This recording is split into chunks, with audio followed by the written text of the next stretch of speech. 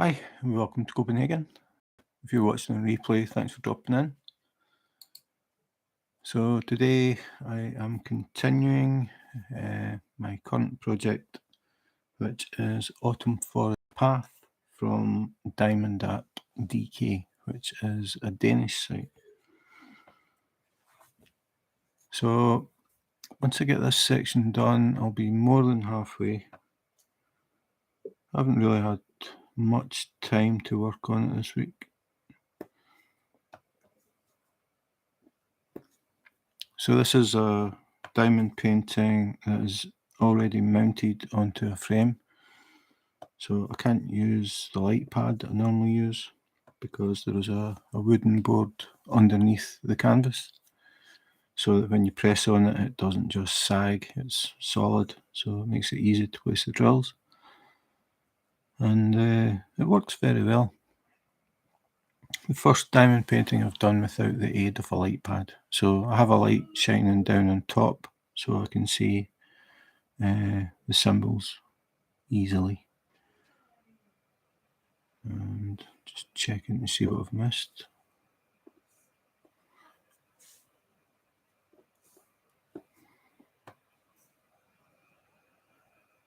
So if you've dropped in and you're new to these lives, basically I just come on and work on whichever project I'm doing at the time. People drop in and we usually end up chatting about different things. Sometimes it's actually about diamond painting. Can be pretty much about anything. The main point is just a chance to get to know other diamond painters around the world. I know the timing isn't great for America. It's what time is it just now? It's 5 minutes after 3 in the afternoon in Denmark, and in America, I can't remember the time difference, is about 6 to 8 hours of a time difference. So it's about 12 o'clock for a lot of people. Most people that come in tend to be around the 6 hours. So they'll just be getting up and having breakfast, and I'm starting to think about having dinner.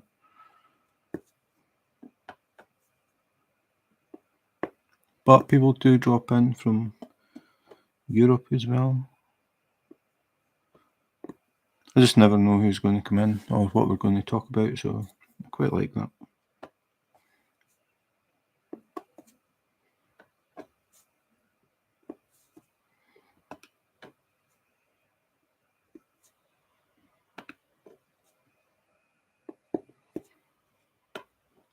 So 32 colours in this one, quite colourful.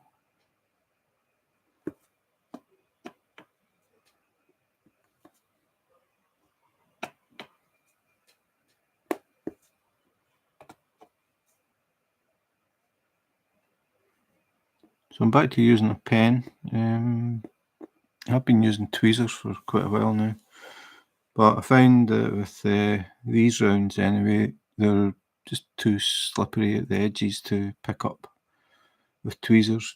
You can pick them up, but they tend to fall, so I went back to the pen for this. So I think from now on, I'll use the tweezers for square drills and use the pen for round.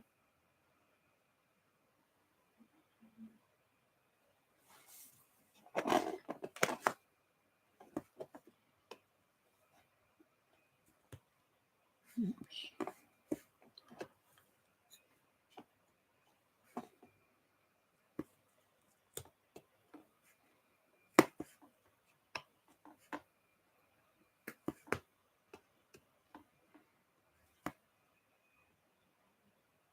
Hi Jane, how are you? How's the foot?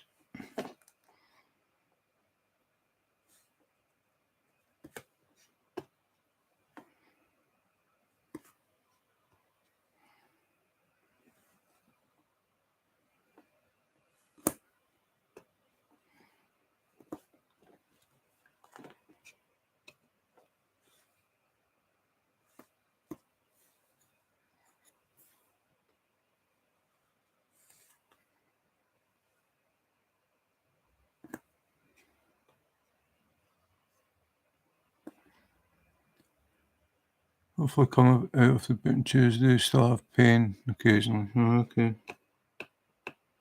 So you're on meds for the pain?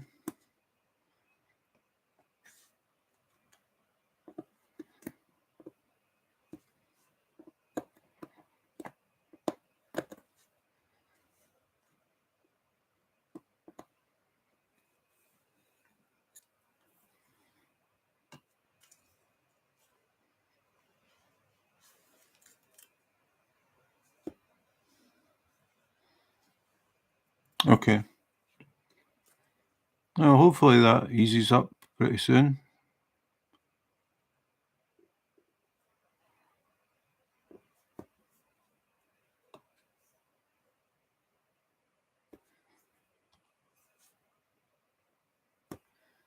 You can tell I'm concentrating. I go quiet. Trying to find these stray ones. I definitely prefer using a light pad though.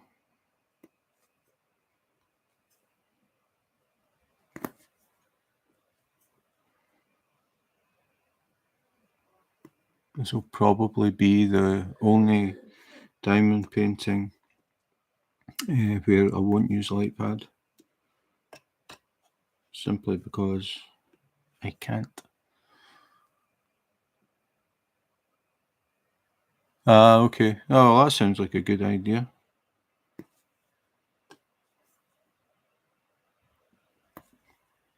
Yeah, that's the thing when things are healing. You can sort of get carried away and you think you can do more than you should. And then you feel it. It's just a matter of getting used to how much you can or can't do. Take it easy.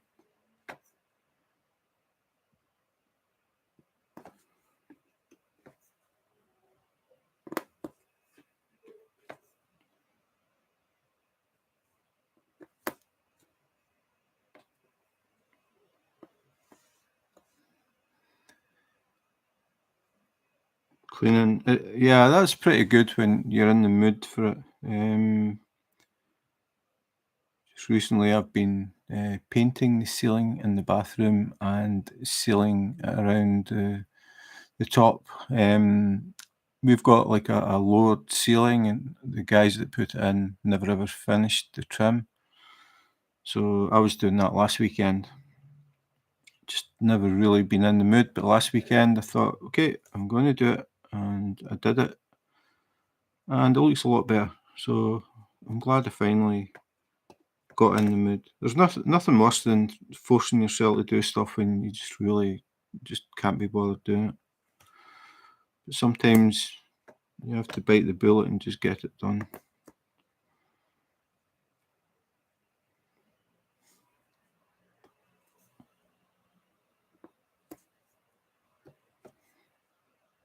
So I'm having a quiet day today. Yeah, painting the ceiling isn't much fun, but it's not. Bump the table. It's not a massive bathroom, but it's one of those things where you paint it or you start painting it, and you've got most of it done, and then you're standing looking and thinking, where did I finish and where did I start? And then you finish it and you think you've got everything, and then you notice a bit that you missed around the light, that sort of thing. Hi, Cindy. Thanks for dropping in. Good, I'll guess morning for you, just taking a random guess. It's afternoon here in Copenhagen, just after 3 o'clock in the afternoon. I've just got a habit of taking it that people that drop in are in America. I've found that most diamond painters are in the States.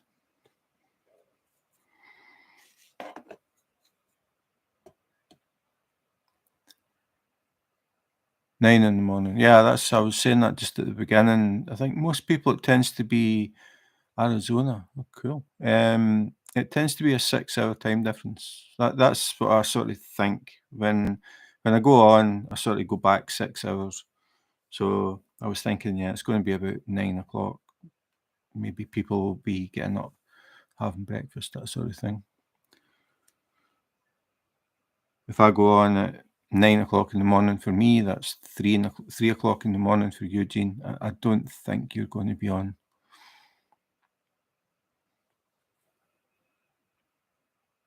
So how long have you been diamond painting, Cindy? I'm always curious when new people drop in. I'm always curious, to be honest. I'm just curious where people are in the world. Get to know a little bit about them, how long they've been crafting, how long they've been diamond painting, if they've got any other hobbies, just general chit-chat stuff. So just now, I'm just trying to find the last of this colour. I don't normally spend a lot of time doing it. I tend to, once I think, yeah, that's about it, I just switch. But, yeah, I found one. I think we'll say that's it. Only since December. Okay, cool. How did you discover diamond painting? Did you do cross stitch before or anything like that? And that's what happened with me. I was actually looking to get back into cross stitch. I used to do it a long time ago. And I did a search and just found this advert thing for diamond painting. Had a look at it, and then that was it. My new favourite hobby. It has been for 3 years now. Yeah, I've got one or two videos. I think the last time I looked, there was 300 and something. So I quite like diamond painting. But I do, I do sort of unboxings, unbaggings, comparisons, that sort of thing. A lot of times I talk about stuff that beginners or newcomers or whatever you want to call them, people who are new and don't have a lot of experience, can maybe pick up on things that save them time in the long run. Accessories and things, and just a lot of different things. I try and just think of things that might be helpful for beginners.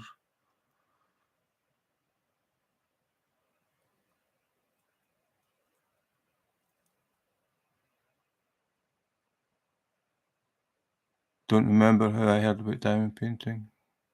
Yeah, cross stitch is the only other thing that I've done. I don't think I'll go back to it after doing this. It's too easy with this. It's made me lazy because cross stitch, there was a lot of fiddling about with needles and threads and um, counting and stuff. Whereas basically all you're doing here is sticking a colour where it's meant to go, and that's the basics. It's really easy to leave it sitting for a while and come back to it and just carry on. I really enjoy it. I mean, there's it's endless. The subjects that you can do in diamond painting. You can get customs done if you've got like a favourite picture of a person or a pet or a place. You can get that converted into a diamond painting if you want that sort of thing. So it makes it, it can be unique to you what you get, rather than just buying a kit that's available for everybody. You can sort of personalise things as well. Going to make a few note cards today, cross stitch and of course diamond painting. Bought a waterfall set. I don't have a waterfall yet. I quite like the scenery ones as well. Actually, this is a sort of scenery one, but in fact, I'll let you see what I've done so far. Hang on. So this is what I've done. This is the area that I'm working on that you were looking at. I'll move that. So this is called the Autumn Forest Path, and I got it from Diamond Art DK, which is a Danish diamond art website. I've noticed there are 2 or 3 beginning to appear, but most of the time I tend to get them from companies in the States or China. So this is about 2/3 done. I use release paper. So I take the original cover off the diamond painting before I start, and I cover it in these things. So you can see that section that I'm working on is the size of this. So I started down in this corner, and I had the release paper down. So then I started with this section, then that section, that section, that section, and then and now I'm here. So I've got, you can just see a white edge there. That's more release paper. I've got one of these high still to do, so just over halfway in the picture. It'll look better the further back you go. Diamond paintings aren't really designed to be looked at close up like cross stitch. You don't want to see every little cross. It's better if you take a few steps back and you get a much better idea of the picture.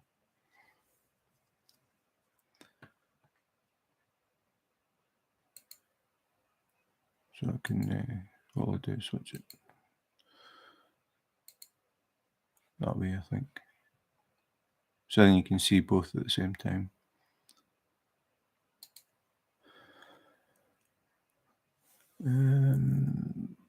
Just reading the comments. What if I'll stayed away from landscapes and nice picture? I love landscapes, but I single place only and love confetti. Yeah, there's a bit of confetti in this, and you know, Gene, I only single place as well. I've never used a multiplacer. I don't have any intentions of using one. I enjoy the time it takes to do them dot by dot, basically. Normally I listen to music, have a headset on, and I'm listening to music while I'm doing them. So new colour.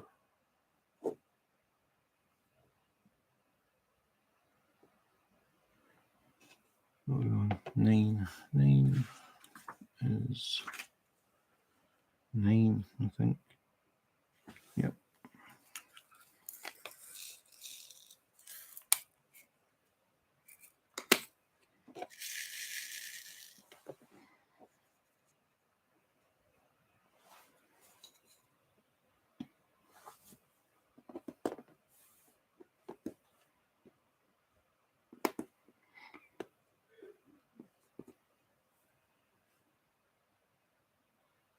So how many diamond paintings have you done, Cindy?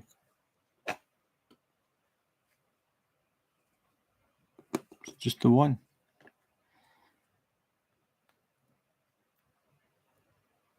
No, it won't be one, I don't think. Not from December. But after saying that, some people have got more time to diamond paint than others. It can be quite hard to fit it in at times. I haven't really done much in the past week.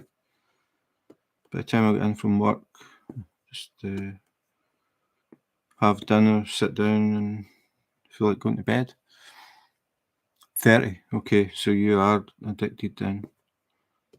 What is your main subject? Do you have anything more than the rest?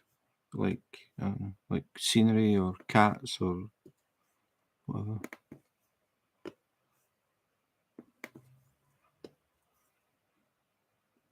Abstract art is something that I'm getting really interested in. I'm starting to build up quite a collection. Haven't done them yet, but I've got them.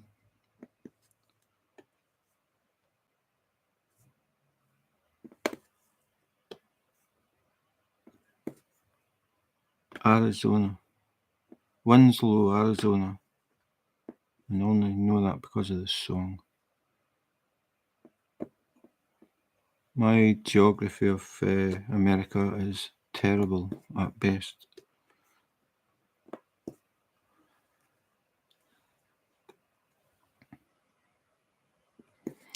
Do you prefer round or square, Cindy? That's the big question. These are round. That's why I'm using a pen. I use tweezers for square. Cats and gnomes and dragons. Yeah, okay. Fair mixture.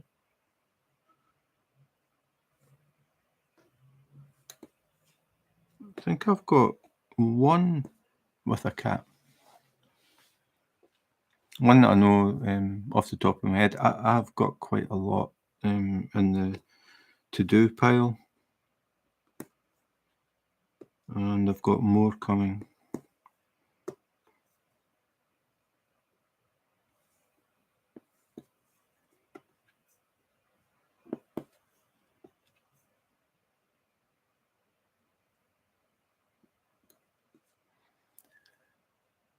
Square, definitely. Okay. A lot of people hate squares. I don't really mind. Well, I don't mind.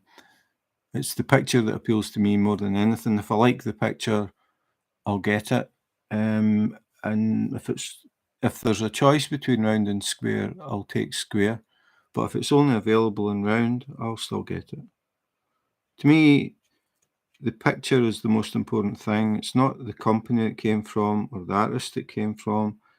It's the picture. But some people, like Ed, who may or may not drop in, he's building up a collection of Chuck Pinson. Nearly said Randall Spangler. He's collecting the Chuck Pinson diamond paintings. He's got a lot of them. But he said it's his retirement plan. He's planning to do them when he retires at 55. So he's going to be a busy guy. A couple of days ago, I finished Steampunk. That sounds cool. I've seen some steampunk stuff. I haven't got any yet, but some of it. I saw a steampunk elephant today. I thought about getting it, and then I talked myself out of it.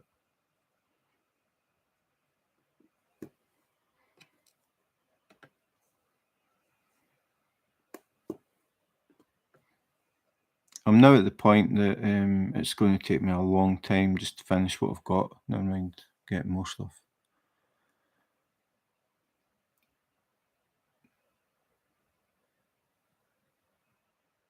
Ah, you've got one. Which one?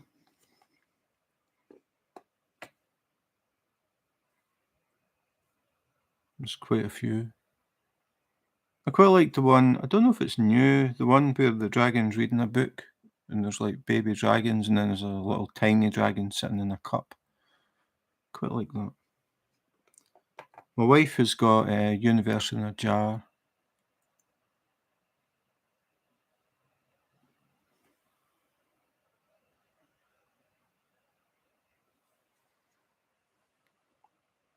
She hasn't done it yet. She's working on.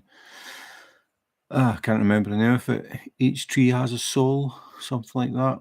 Sunday Delight. Can't remember that one. Yeah, she just started Each Tree Has a Soul. I think that's the name of it. And I just finished Batman before I started this one.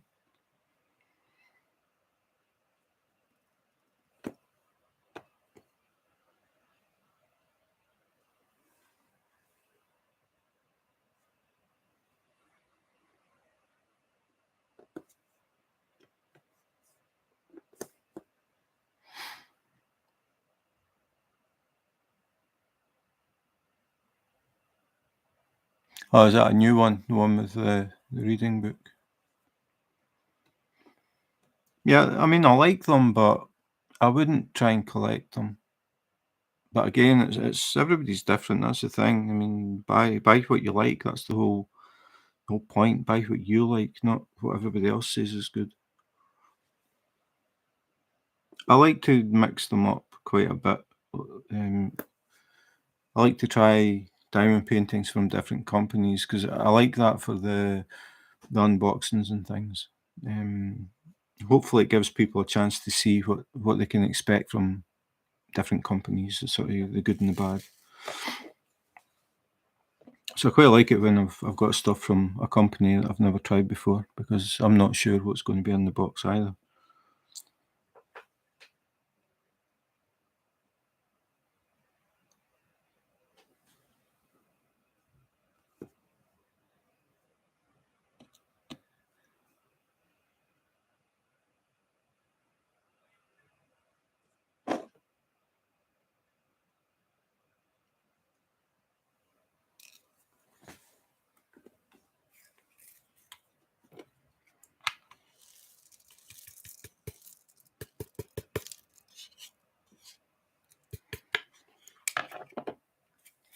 So what about ones that you've done, Cindy? What was your favourite, or what is your favourite diamond painting that you've completed?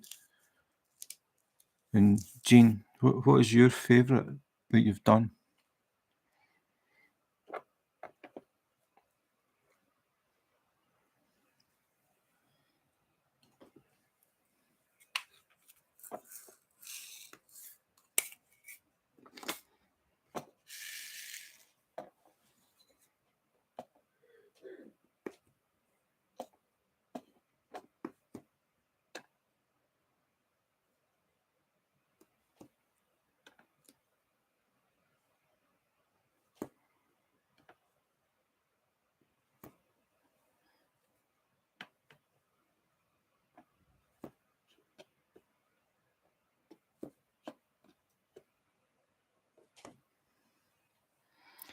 Favourite completed was the in Santorini that I blinged out. Yeah, I think Tammy's going to get into that, customising and tweaking things. I tend to just stick to what they should be. But Tammy's added ABs into some rainbow dragons. Okay, I don't know that one. We've got our eye on a dragon one at the moment. And so far, for the past week, we've managed to talk each other out of it, but I don't know how long we'll keep that up. We don't have any dragons, apart from Universe in a Jar. I'm saying Universe in a Jar, that does have a dragon in it, doesn't it? I can't actually remember what it looks like. It's not mine, it's my wife's. But I did an unboxing a while back. I'm taking it has a dragon. Yeah, okay. Yeah, the one that we've both seen reminds us of a game called World of Warcraft. And that's how I met my wife, through World of Warcraft, an online game. And there's one we saw, it's a red dragon with dragon eggs and baby dragons. And it looks very like some of the things in World of Warcraft. And then we both saw it, both of us saw it, and we're like, oh, I like that. But so far we've held out. I think Tammy's building up her stash now. I think she's got about 15. Oh, really? Well, we met on WoW when Burning Crusades came out.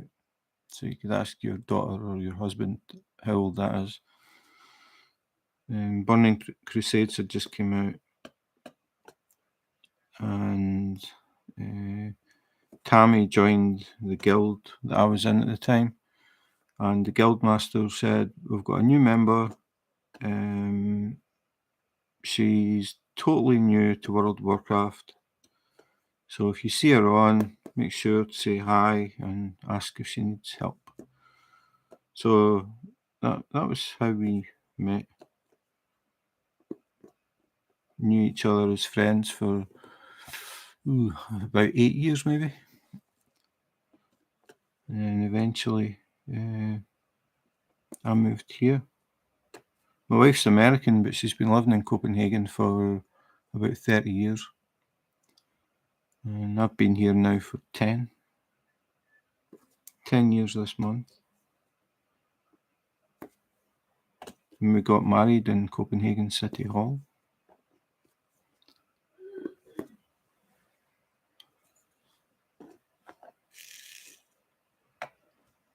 Oh, your daughter's doing diamond painting as well? Cool.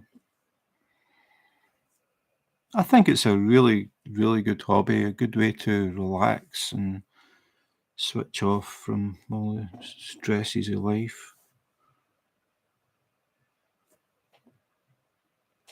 Until you spill your drills over your diamond painting, then you've got a new stress.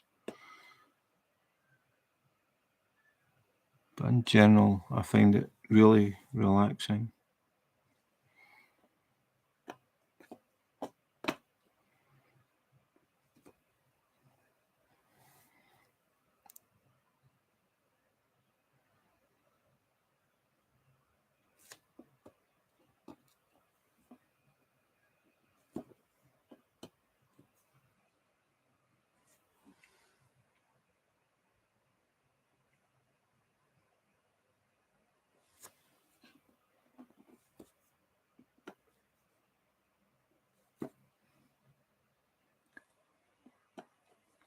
Have you ever tried using tweezers, Cindy?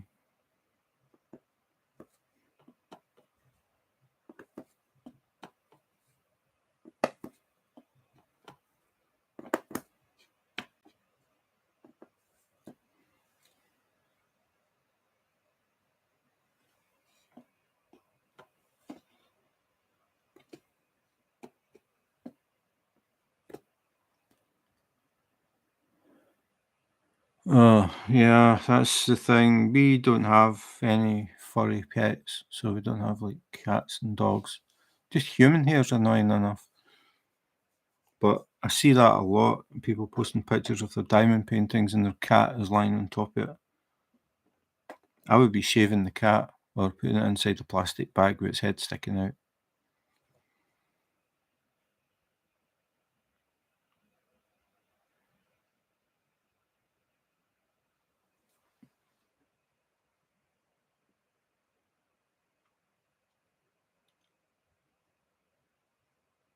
No problem, Jean.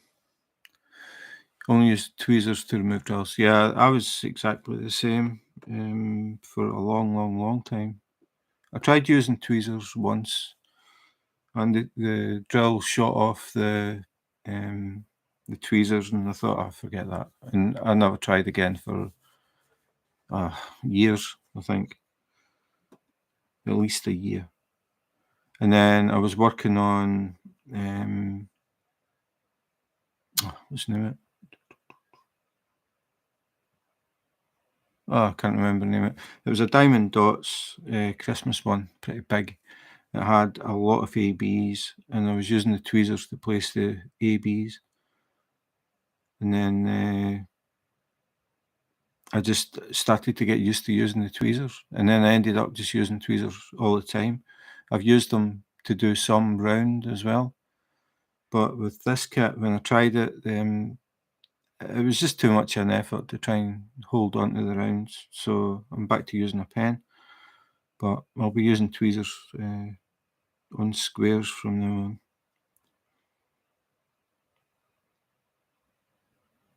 Just looking for any that I've missed.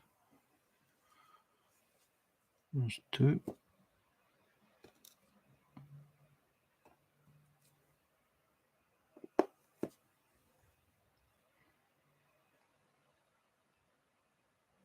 Yeah, I use tweezers to pick up drills that I had misplaced, put them in the wrong place, or if I spilled drills onto the glue. That was the only time I used tweezers for a long time. I think most people are like that. I think most people don't use tweezers.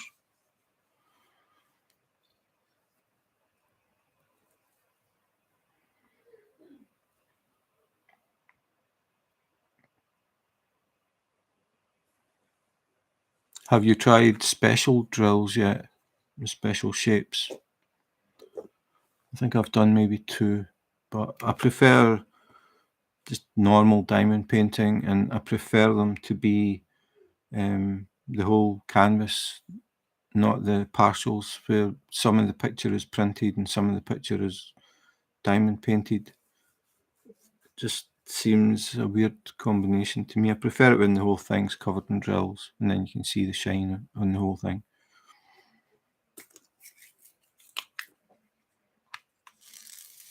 Winter Wonderland, I think that one was called, the diamond dots. It's a pretty big diamond painting. The drills are really nice. The canvas is really nice as well, but it is a partial. So, Oh yeah, I've just remembered the special drills. I did Christmas cards as well. So in Cheeky Panda,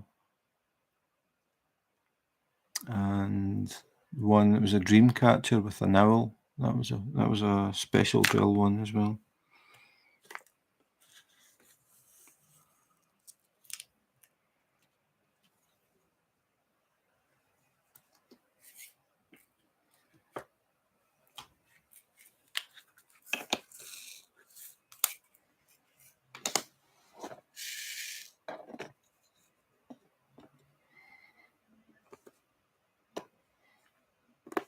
What about pens? Are you using just the standard pink pen, or have you tried other pens?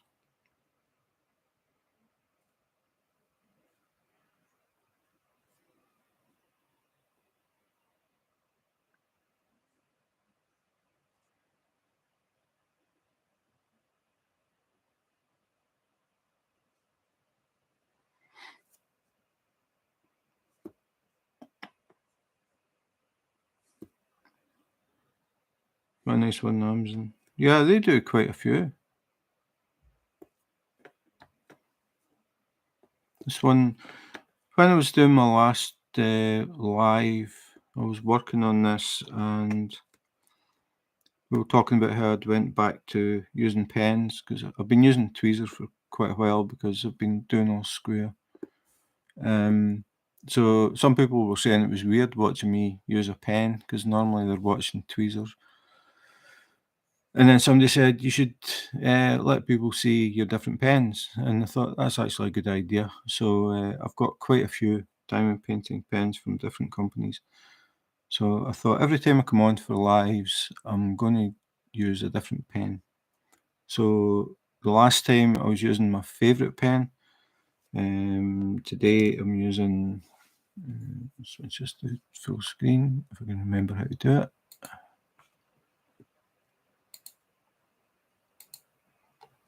So this one was from, I need to get the camera, Beaverbrook on Etsy, and it's a seahorse,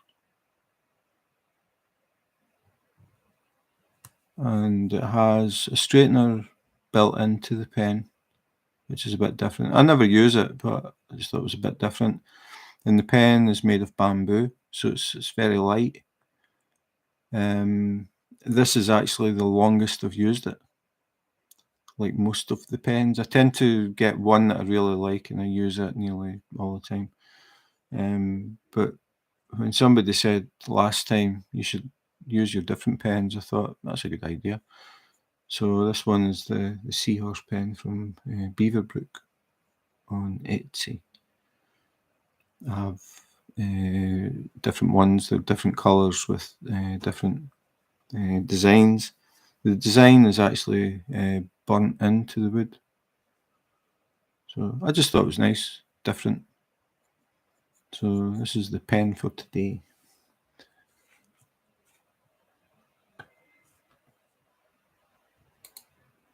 So far I only have one, don't think I'll get a collection. Yeah, I mean that's the thing. You've got to prioritise things. It's kind of easy, just like diamond painting.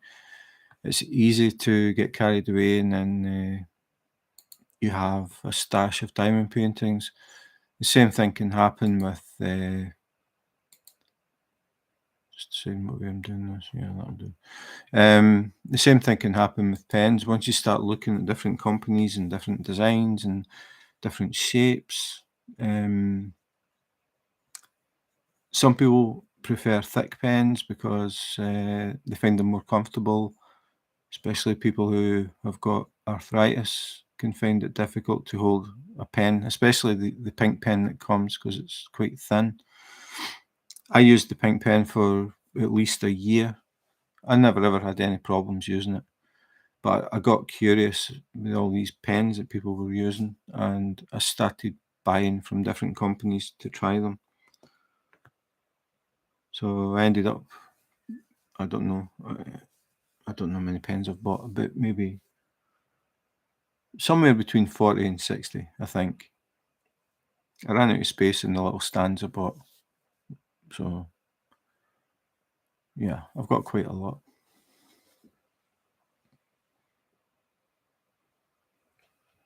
Some people would rather save their money and use it for diamond paintings, which I totally understand. But people are different, and people tend to like to collect things for whatever reason. Hi, Jane. Welcome back. I forgot where it was. 18. 18 is L.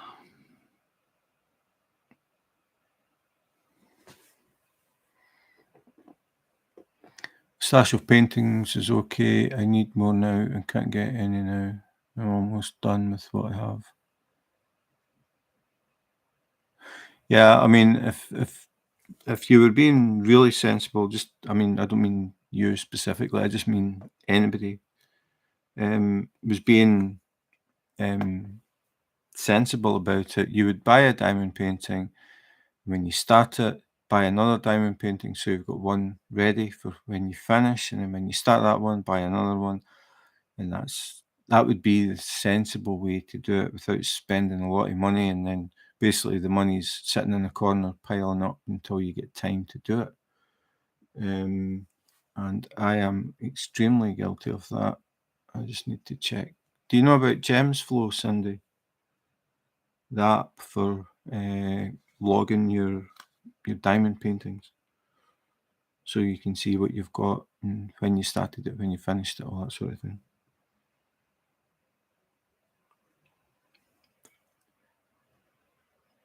Gems Flow. It's an app for your phone or your tablet. I can show you it.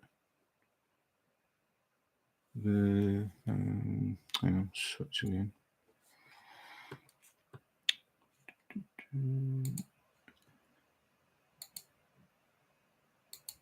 Okay, yeah, you might be interested in this thing. It's called Gems Flow, so it's GEMSFLOW, and you'll find it in the App Store. When you download it, it's this little diamond thing. So you can click on that, and then you can put in your diamond paintings when you order them, and then when you receive them, you can put in where you bought it from. You can put in when you started it, when you finished it, how many colours it is, if it's square or round, or special drills. You can put a little note what you thought about it. You can give it a star rating, all that sort of stuff. So the one that I'm working on just now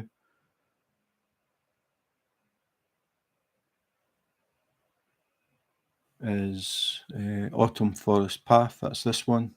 So it says started 1. So if I click on that, I have a book. I just find the apps really easy because you can save the picture so you can remind yourself what it is you bought. It can also, you can keep track of the colours, like your spare drills. You can do like things like how long it took, but I don't really bother about that. So it's got the project name, status, this one started, the size. If you put it in centimetres, it automatically converts it to inches, so you've got centimetres and inches together. Number of colours on this is 32. Obtained from Diamond Art DK. If I put in diamondartdk.com, that's the website, then all I do is click on that and it takes me to the website. So you don't need to remember the website, which I think is pretty cool. So I'll switch that off again. This is round, full drill, ordered on the 22nd of March, received on the 23rd. This is the fastest ever. It was delivered in a day. And then I started it on the 14th of May. And notes, I've got box 4, because when I do the unboxings, I put the drills in a freezer bag with the key, so I know what the drills are for, or a note if I don't have a key. And I've got boxes, plastic boxes that stack, and then they're numbered. So when I put the bag in one of the boxes, I put it on Gems Flow. So when I finally decide to do another one, I just look at that and it'll tell me which box, because I've got 10 boxes. So it tells me which box that particular picture's in. A lot of people use this to keep track. And you can add a wish list and various bits and pieces, but I really like it. But if you're used to using a notebook and that's what you want to do, that's fine.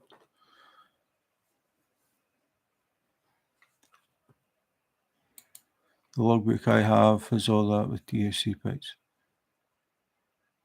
Yeah, they come with the sticker. Diamond Dark Club are the only company that do that though.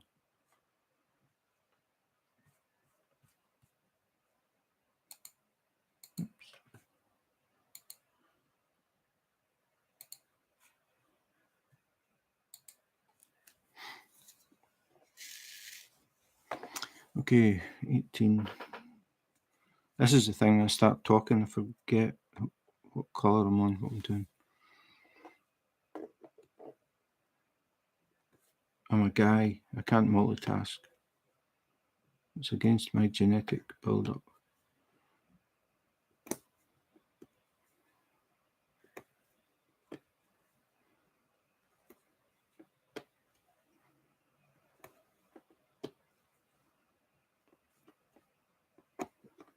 The Diamond Art Club's newsreels are really, really good.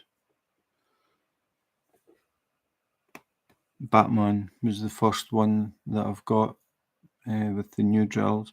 Not that there was anything wrong with the old ones, I don't think, but the new ones are so shiny, really nice.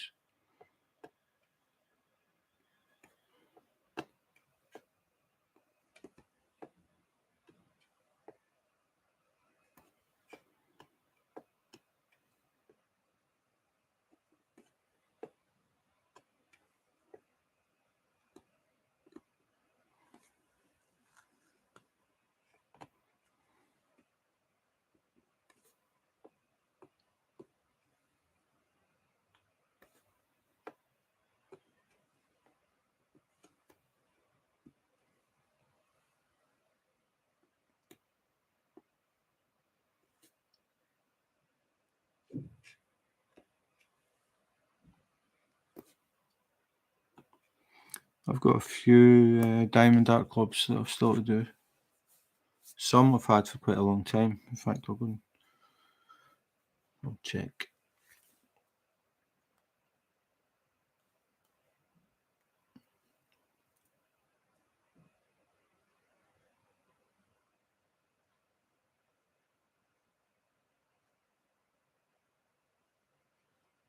Let the Good Times Roll. I got this a long time ago. Let me switch my cameras again.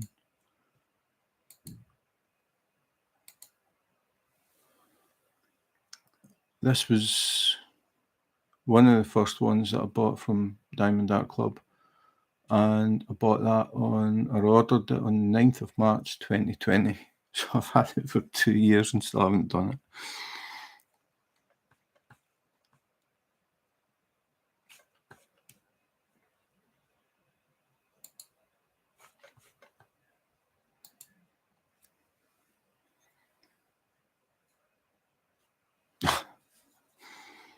Yeah, it's an age thing, Gene. I hate that when you walk into a room and you can't remember why you went in. I'm doing that more and more. I like DAC, but they can be pretty. Yeah, that's the common complaint. But you can't argue the quality of Diamond Art Club. They are very, very nice. And I think the thing at times that people forget are the size of them as well. I mean, some of them are huge, which means it takes a long time to do them. So you get more money's worth if you want to look at it like that. The problem that you have is, do you have big enough wall space to hang them when they're all big?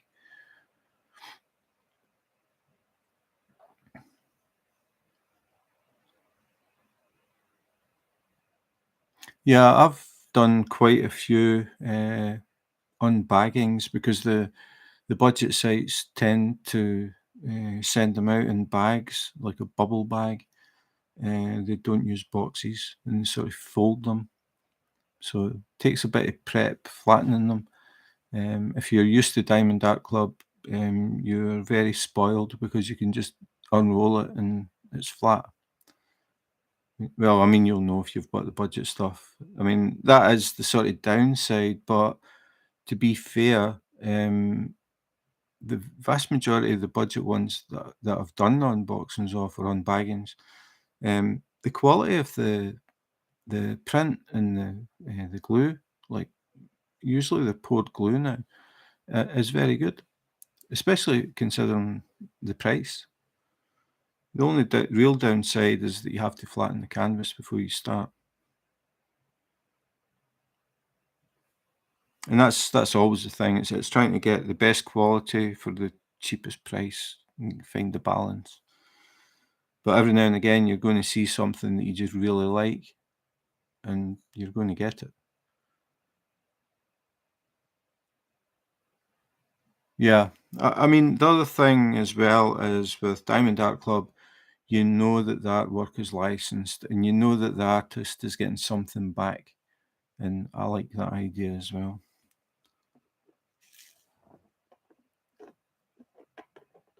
Yeah, you iron them. Yeah, that's what we've done as well. So you just iron them straight from the box. You don't try and flatten them.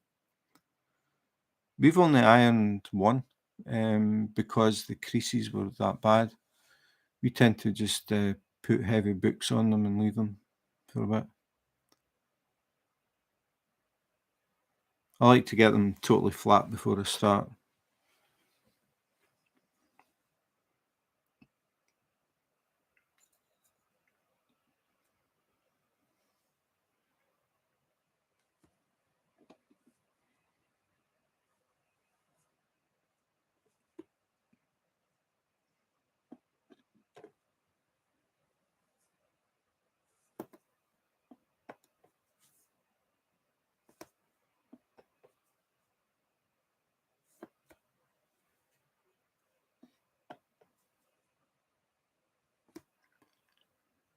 Iron first and then put the books on. All right, okay.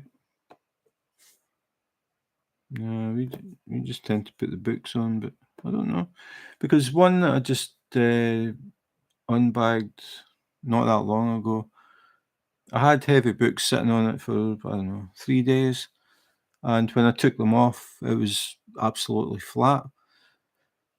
But I've left it sitting, and it started to curl up again. So um, it probably needed longer. Maybe I should just give it an iron over.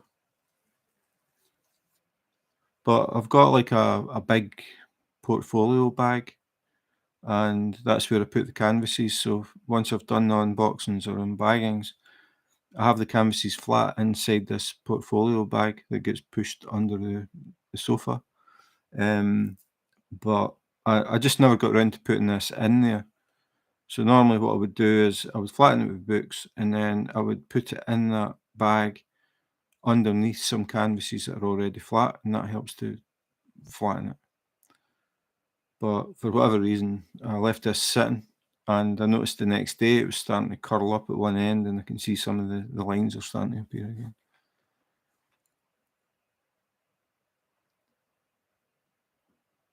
Hang them skirt hangers until ready to do. Yeah. See, I've got a problem with that though. I don't have any skirts. And I don't have space to hang them. Just again, have a quick look at that. At the moment, I have 58 diamond paintings sitting here waiting to be done. I have 8 on the way. So 64 diamond paintings. That's going to take a big cupboard to hang all that. And some of them are pretty big. The biggest one is 115 wide, 115 centimeters. So I actually had to make a sort of cover for that out of a cardboard box. I used a big removal box, and I cut it so it's like a big book basically. I used heavy duty tape at one side so it opens up like a big book, and I made it a bit bigger than 115. So I made it just for that one diamond painting because the portfolio bag isn't big enough.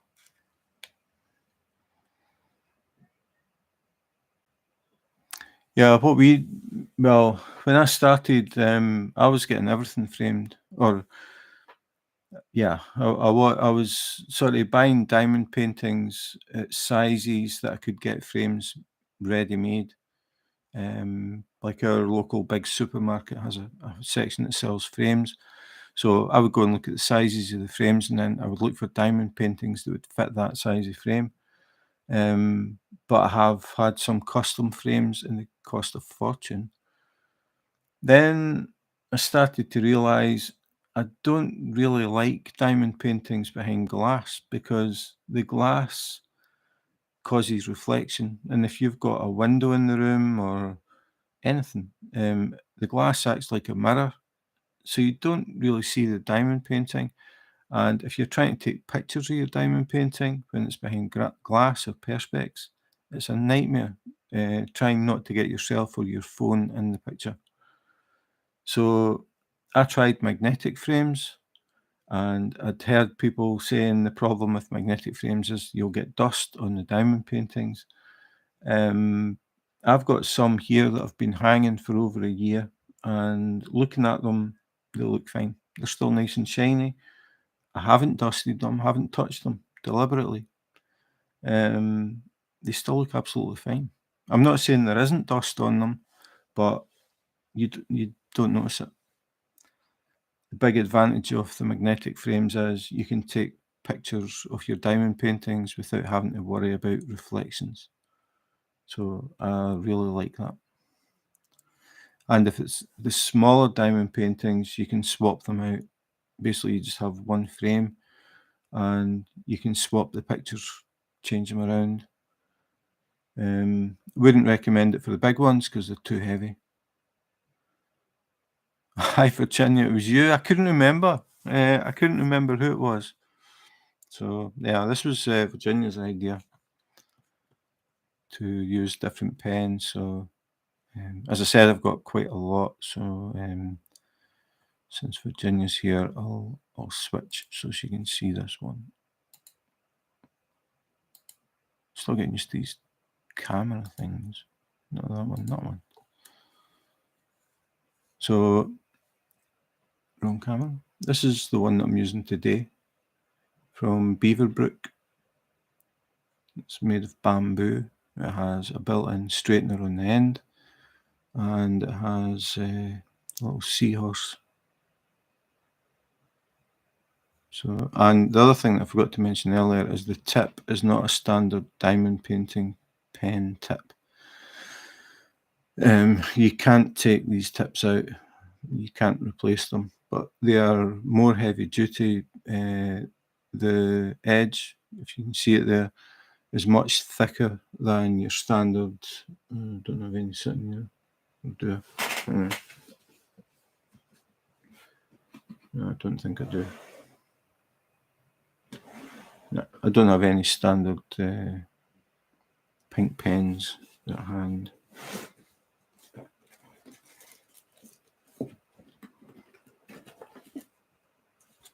Okay, this is another one, but this has got the normal tip. So the tip in this one is just your normal. It's exactly the same tip that you get in your pink pens. So if that starts to crack or goes blunt or gets dented, I can just pull this out and put another pen tip in. This one you can't, but it's more heavy duty, so the chances are pretty slim that this is going to get damaged. But I suppose if I used it enough over a long period of time, eventually the tip would go. But I think Beaverbrook have changed the style of the tips now, and I think you can maybe get everlasting tips. I can't remember, but I know they changed from this, but I'm not expecting to have any problems because I don't use them that much. The pen that I was using last time, my favourite one, has the everlasting tip. So that's made of steel. So that's not going to wear away. I'll wear away before it does.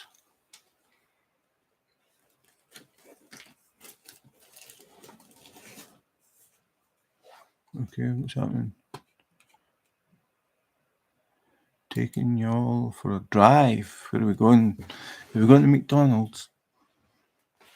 I want a Big Mac meal and a strawberry milkshake. Don't tell Tammy because I'm not allowed them.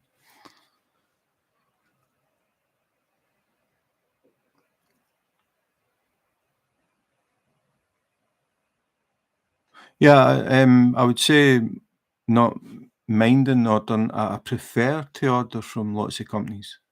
I just like to see what you get from different companies. I'm just always curious.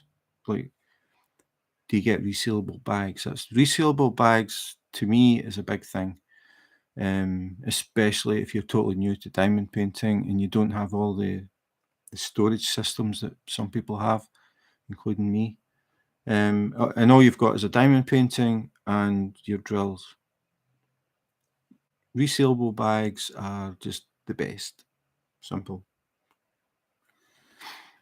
When you've been diamond painting for a while, you start to build up different things. That's a bit different, but I'm always thinking more about the beginner.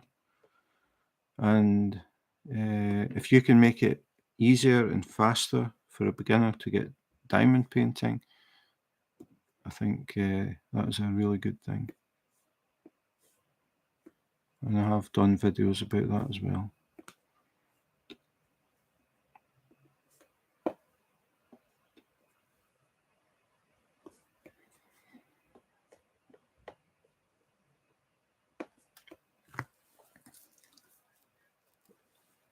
She can't tell us where we're going. She's driving. I've been using craft board, cut them to size, cover edges with designer duct tape, and glue the painting on. Okay, I haven't tried anything like that. I like the magnetic frames, especially for the small ones, because I can just swap them out. It's really quick and easy. And then I just keep the ones that are completed in a portfolio bag.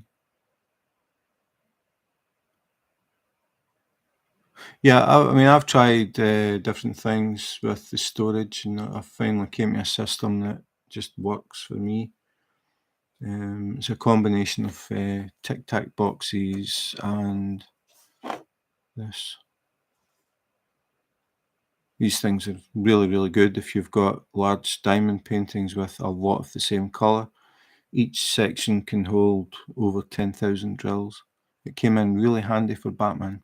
All the sections were filled, and I still had 4 bags of 2,000 spare. But I find the combination of Tic Tac boxes and these things works really well because I like to have everything on the table. Like I've got all the drills for this on the table in front of me.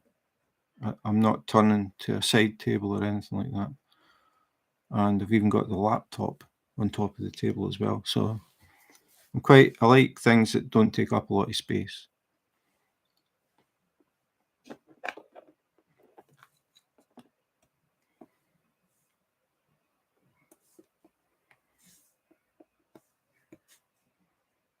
I mean, I'll buy things even although I know they're not going to work, because I do reviews. And the one that I'm glad I did was about the self-loading syringe pen. I see those adverts are starting to come back. In the adverts, it looks as if they've got a pen. In fact, I think I've got it here.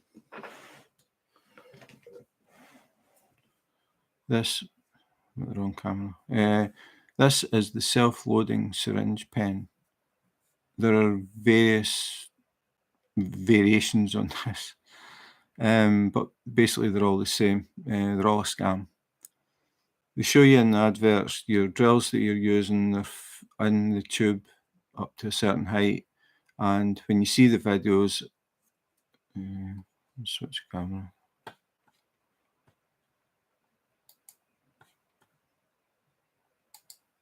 When you see the videos, you see them with the pen, and they're just going do, and it looks as if they're just coming out the end of the pen.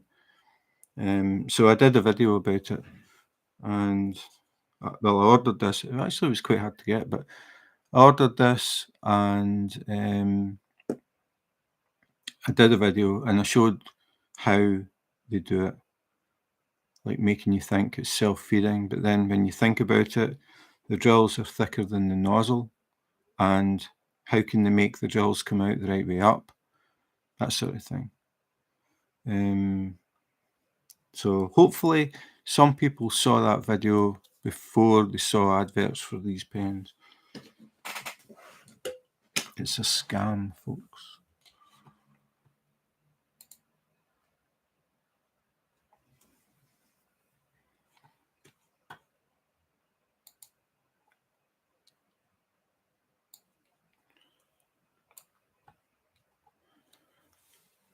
I got a lot of storage and other accessories. Oh yeah, I've read that bit. I was using my kitchen table, then got a bed table. A bed table. It's small, so I got a cart to keep all the stuff. Yeah, I was using the dining room table initially, but I started to get a sore neck and sore shoulders, sore back, because I was spending basically any spare minute I had. I was working on my very first diamond painting, which was a 60 by 60. And I started to get sore shoulders, sore neck, sore back because I was hunched over the table for so long. And I ended up ordering a drafting table so I can tilt the table up rather than me tilting down. And when my wife saw it, I was trying to talk her into diamond painting, which didn't look like it was going to go anywhere. But when she saw the table, she thought, "Oh, that looks pretty cool. Can you get me one?" So now we've got two drafting tables that face each other, and we sit in here and chat, or sometimes we just sit and we're both in their own worlds. I'm sitting with headphones on, listening to music, and Tammy's got headphones on, watching zombies. But it's a nice way to relax. So the neck and back problems disappeared when I started using this.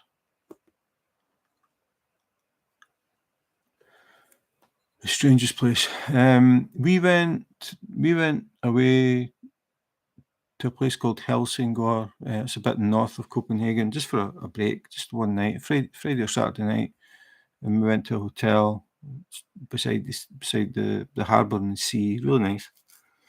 And we went there and came back. Went for a walk and came back. And I said, I'm going to go for a bath, just a long soak in a bath. And I got in the bath and there was a blue drill on my belly, just sitting there. And I thought, where did? And I was trying to. I don't know how that happened. It must have been stuck to me all day.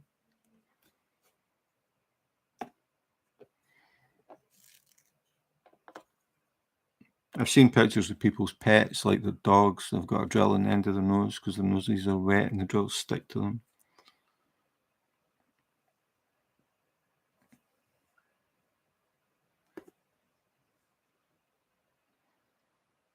I sit lower on the table. Oh, right. Yeah, height adjustable table. Obviously, well, not obviously, I suppose you can get them, but the drafting tables we've got aren't height adjustable, but we use office chairs that are height adjustable. So I do the same thing. Sometimes I'll drop the chair quite low, so I'm sort of more level with what I'm working on rather than being high and, you know what I mean, like over it. So yeah, I mean, when I got the drafting tables, I never even built the stools that came with them. I could tell that sitting for long periods of time in one of those stools was not going to be good. So we went to IKEA and got a couple of office chair type things that can tilt back and forward. They're adjustable pretty much every way and anyway. So they work really, really well. The only thing is that the arms on my one anyway, at the front, they're starting to wear away because I sit here so much. So yeah, I'm just having a look at it. They're like fake leather. It's not real leather. That's why they're starting to break up a bit. But it still works fine.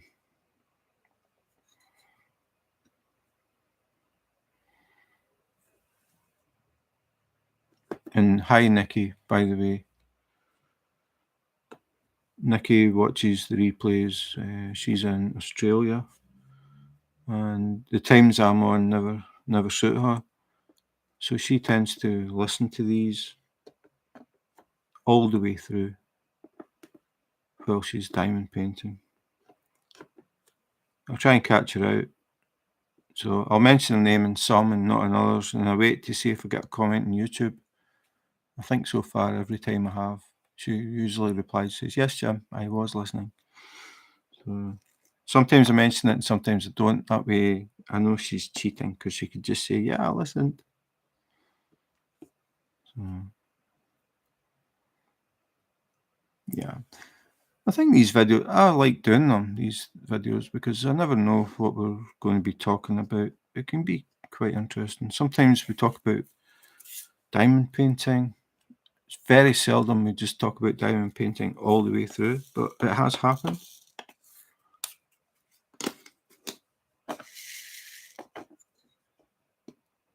It's just really what people want to talk about, if anything. I mean, I know a lot of people come in and they don't join the chat. They're either just listening or they're just watching, but they don't comment, which is fine. I mean, you don't have to.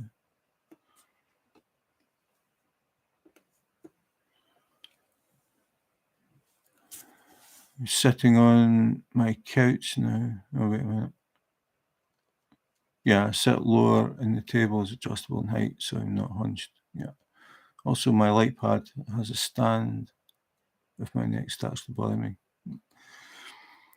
We are now using A2 light pads, which are big. Not really a lot of options of what we can do with that. But I got fed up with the A4 because most of the time I was working on big projects and I was having to lift the canvas up, reach underneath to find the button on the light pad and switch it on. And then when I was moving to new sections, I was having to lift the canvas and slide the light pad to where I wanted it. And it just became a pain. So I got two A2 light pads. So I can work on a diamond painting that's 60. So it could be 60 high or 60 wide. As long as it's 60, I can turn it on its side if need be and just feed it over onto Tammy's table, like put a piece of card in between to act like a bridge. So if the canvas is too big for the table, I can have like half of it on the other table and she can do the same thing. And that works really well for us. The other thing about the A2 is it doesn't have the touch thing, so you don't accidentally knock it on and off. It has a dimmer switch. So there's a cable that goes to the light pad, and the dimmer switch sits on the shelf at our knee or at our knees. And you can just reach under and switch that on and off, and you can turn it to get the brightness exactly how you want. It's not a choice of 3 settings. It's just dimmable, and it goes mega bright, way, way, way too bright. So you can just turn it to what you want. I really like them. But I mean, I know that some people use the little beanbag things that you sit on your knee, little trays. It must be really difficult to work on bigger diamond paintings, though. And we're lucky that we've got the space. We've got these two tables in here, and the diamond paintings just sit here all the time. So when I was using the dining room table, I had to take everything off the table when we were going to eat and put it all back again, and that was a pain for everybody because again I was working on.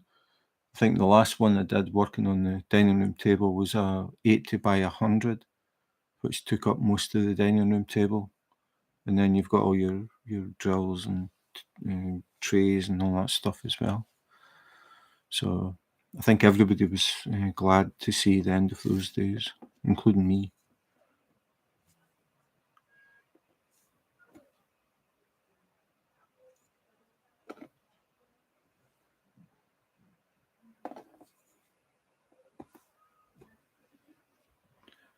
The second smallest, what's that? An A3, is it? Yeah. A4, A3, A2, A1. I've never seen an A1 and I have no idea how much that would cost. An A1 would actually be too big, I think, to fit in this table. Because I do my YouTube recordings here as well. So I've got an arm for a camera, I've got another arm for another camera, I've got another arm for the microphone, and then we've got lights that are clamped to the sides of the table. So there's a lot of things around here. Yeah, it's a busy place. Yeah, A3. It'll be A3. It's kind of weird that the bigger they are, the lower the number. A4 is, well, A4 size, like A4 paper size. Then A3 is a bit bigger. A2 is quite a bit bigger. And then A1, I don't know how much bigger than an A2 and A1 is. I think an A2 is 4 times the size of an A4. I think.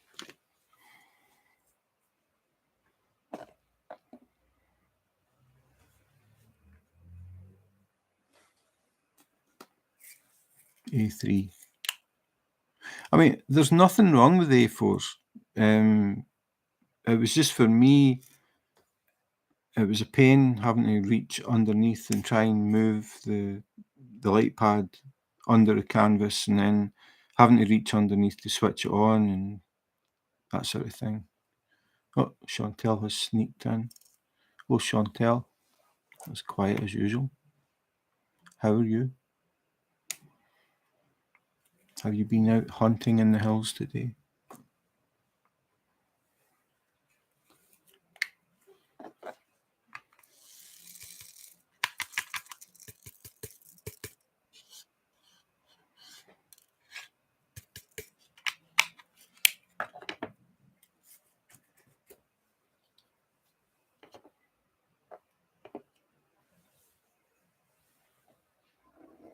No, no hunting.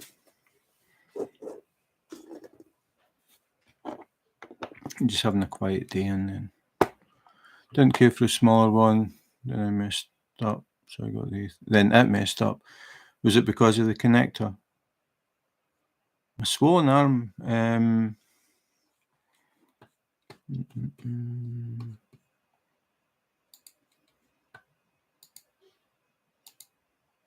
My swollen arm isn't as swollen.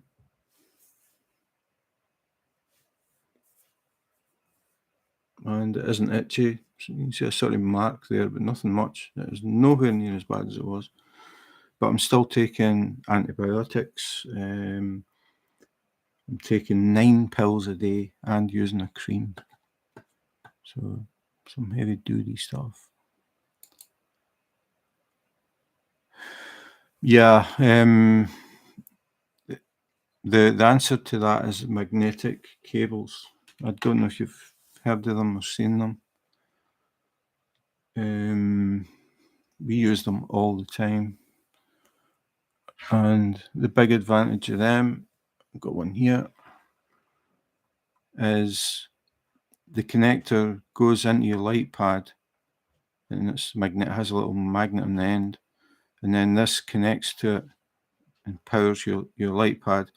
if anybody pulls on this cable, trips on the cable, whatever, the magnet pulls away so it doesn't affect the light pad. The connectors in the light pads are notorious for breaking. They're very flimsy, and just plug in, unplugging, plug in, unplugging, eventually will break it. So you get these little connectors. I don't know if I've got any just sitting here. I should have. Yeah. This isn't the right one for a light pad, but this is for an iPad, this one. It's a USB-C. But that connector would stay in your light pad all the time. So then you don't get any tension or anything on the connector of your light pad. We use them for everything. Use it for the phone, charge my iPhone. So my iPhone has a connector. Oops. My phone has a connector in all the time, which also means that dust and fluff and things don't go in the connector port and cause problems. So if I want to charge my phone, I just touch that and that's it starting to charge. Then disconnect it. I can then plug it into my wireless headphones, which are somewhere. But the wireless headphones, I've got a connector in them all the time. So I can switch this for the phone, to the iPad, to the headset, to the wireless transmitter I use when I'm doing my YouTube videos. And it's all from one cable. So we've actually got, just checking, 1, 2, 3, 4. We've got 4 here that are connected all the time. So we just reach out and take the nearest cable when we need to charge something. Amazon, you'll find loads of different ones. Just check. Yeah. Yeah, I got the light pad, and it came with the normal USB cable. And then I actually ended up, I bought one for a light pad for each of us. Well, I was diamond painting first, so I bought a light pad when I bought my first diamond painting because I'd read about them and I thought that sounds like a good idea. So I had the light pad, and then I'd had it for quite a while, and sometimes it was starting to flicker, and I thought that connector's starting to go. And then I found out about these magnetic cables. So I ordered magnetic cable, but I also ordered a spare light pad because I thought if it breaks, I don't want to be sitting here waiting on it, like a replacement. So I ordered the replacement, and then the one that I was using didn't break. So I put the connector in for the magnetic cable, and I've still got it, and it still works. So I've got a brand new light pad just sitting as a spare. Then I decided to move up to the A2. So I don't use the A4s, but they're there just in case. If something goes wrong with the A2, that's a bigger problem because it's plugged in, it's wired in, it's not the same sort of thing. So I've always got the light pad sitting there just in case. But if you go on Amazon and just search for magnetic USB cable, or magnetic USB would probably be enough, you'll find a lot. It's worth looking through them because some companies are a lot more expensive than others. Some will sell you 3 different lengths as a pack. So you get 3, like a really long one that might come in handy, a shorter one. Like we use them, we've got them either side of the bed as well, so we can charge our phones at night. So again, you don't need to mess about trying to get the connector into your phone. It's got the little magnetic thing on it. All you do is put the end anywhere near it and it just snaps in. They're just so handy. So we've got them sort of scattered about the place, but most of them are in this room. But as I was saying, you'll find if you look on Amazon, some companies, for the price of one cable, you can buy 3 cables and there'll be 3 different sizes, or they'll have 2 long ones and 2 short ones. And sometimes you'll find that buying 4 cables is the same price as buying 1 cable from a different company. Sometimes you get deals and things.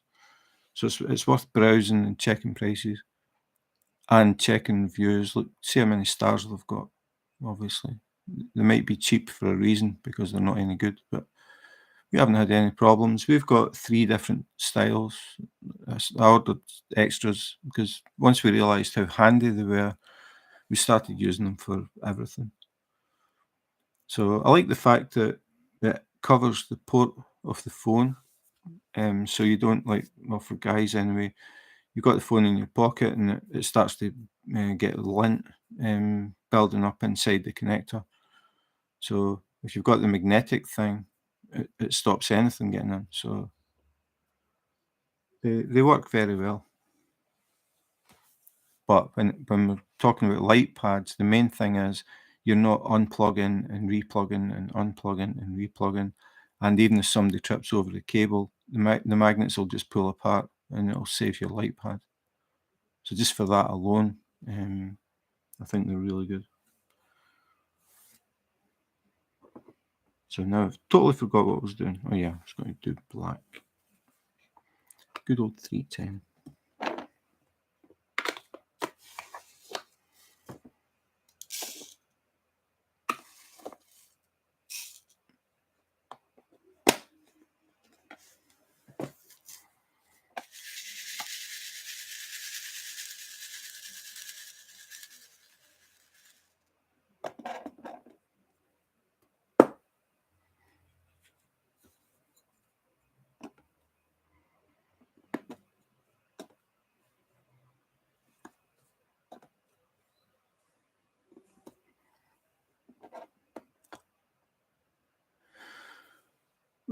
Favorite book? I read, but these days I'm a cheapskate and I read freebies on the Kindle. I'm trying to remember the last actual physical book that I bought. It was books to do with, yeah, Spoon for the Drills. It's easy to get them out of the container. So I just keep it here. This is my drill spoon. If you're trying to tip something this wide out, it's not going to go very well. Favorite book ever? I like Terry Pratchett. Guards maybe was my favorite Terry Pratchett book. I like horror stuff. I don't like audiobooks. I tried listening to audiobooks and just couldn't really get into them. I also tried listening to podcasts while I diamond painted. I couldn't do that either. It looks like it's just a spoon. Yeah, I tried listening to podcasts while I was diamond painting and I found I couldn't concentrate. I can listen to music, but I can't listen to a story and concentrate on what I'm doing with diamond painting, so I gave that up. But I'm trying to think, favourite book, I would say The Rats by Stephen King or The Fog. Those were, no, not Stephen King. It was James Herbert. Those were the first 2 horror books that I read a long time ago. They were good. Sci-fi, I haven't read any Asimov or anything like that. Not really. These days it's more murder mystery type things that I read. Yeah. Probably that more than anything now, but I used to really like horror stuff. And Terry Pratchett, I went through a phase where I was just reading the books as they came out for a while. Tam's doing fine. She's watching Lost just now. Terry Pratchett, yeah. I liked him. Really sharp sense of humour. The Colour of Magic was the first book. I haven't actually read all of them. I read a lot of them. I was basically buying them as they came out. And then I'm trying to remember the last one I got. I think it was Thud. Can't remember. It's a while ago. Oh yeah, Terry Pratchett is sci-fi, isn't it? Yeah. When you say sci-fi, I think more like robots in the future, and yeah, I suppose Terry Pratchett's like what, fantasy sci-fi? I don't know, fantasy humor I would class him as, but clever humor, like clever funniness. That painting, yes, it does. Not as bad as some that I've done though, but it's going to look nice, and that's the whole point.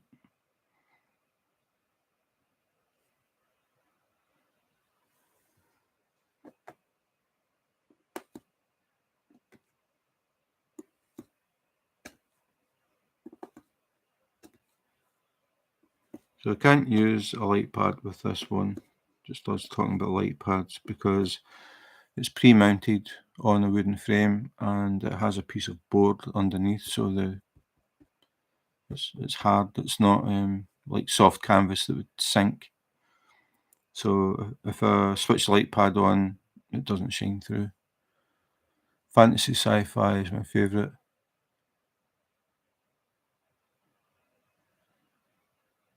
Never heard. Spider Robinson. Robert Aspen. That was another one that I read for a while. It was quite Terry Pratchett, but it was okay. It had its moments. It wasn't as good as Terry Pratchett, but it's the same sort of fantasy, sci-fi humour type stuff.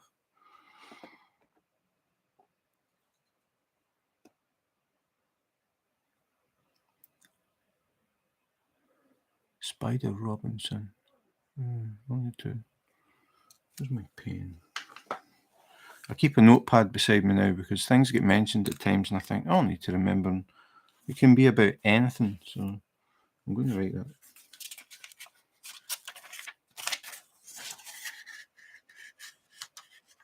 Alan Dean Foster. That rings a bell. Dean R. Kuntz. It used to be Dean R. Kuntz and then he changed it to Dean Kuntz. I always wondered why he changed it. It was like John Cougar Mellencamp and then he changed it to John Mellencamp. But I think that's because he found out what a cougar was. Oh, see, I've already forgotten the name. Spider Robinson. Somebody had a kid and they called their kid Spider.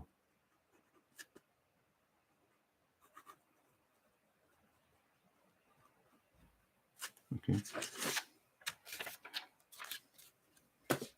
I'll have a look. Callahan, never heard of it. Alan Dean Foster. That rings a bell, but I don't know why. I'm going to write it.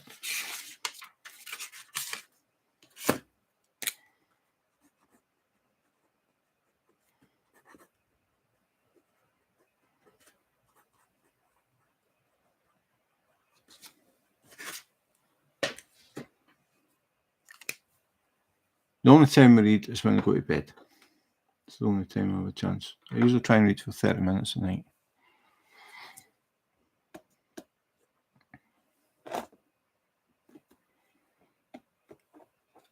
Because if I have a spare minute, I'm in here doing this.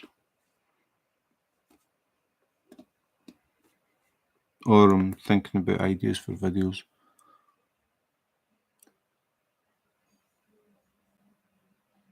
Okay.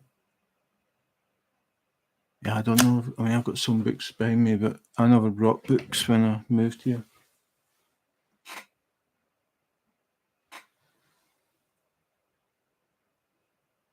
I've got a Terry Pratchett one there that I haven't read.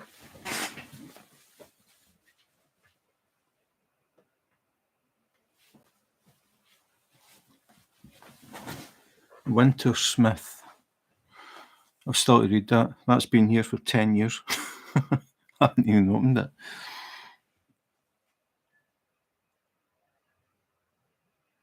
Flinks. And what are they sort of Terry Pratchett-ish sci-fi or... Oh yeah, you said comedy sci-fi.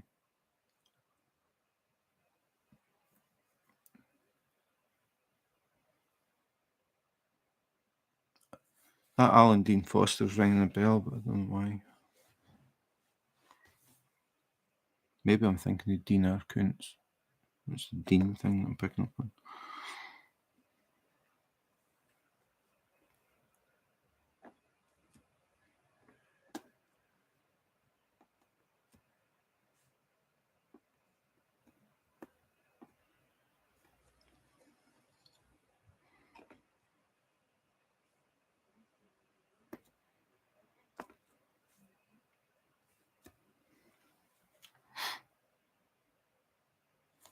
One of Terry Pratchett's things was, if something is exactly 1,000,000 to 1 chance, it will happen.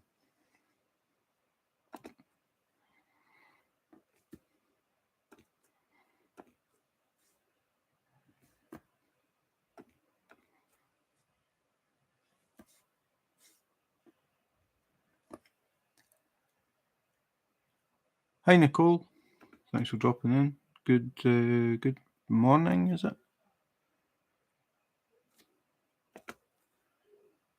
4:40 p.m. in Denmark.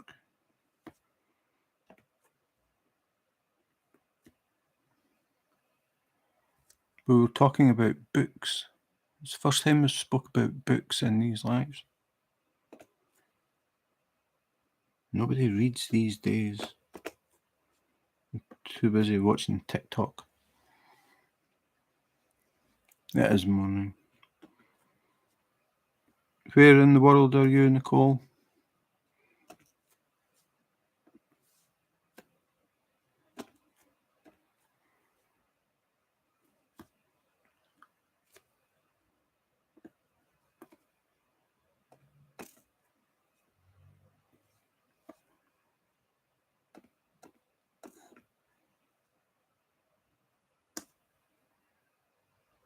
Connecticut. I have no idea where. I mean, I know it's in America, but I have no idea where that is. I couldn't tell you if it was top, middle, or bottom.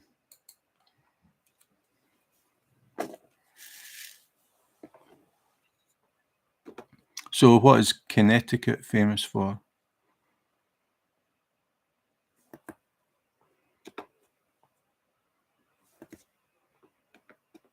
I think every state is famous for something, isn't it?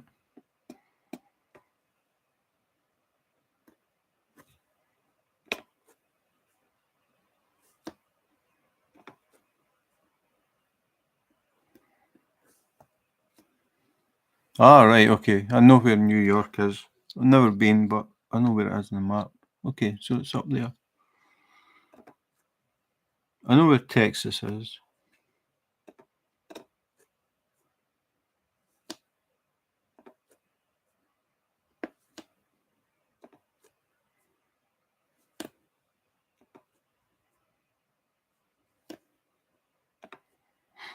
The only place I've been to in America was Vegas.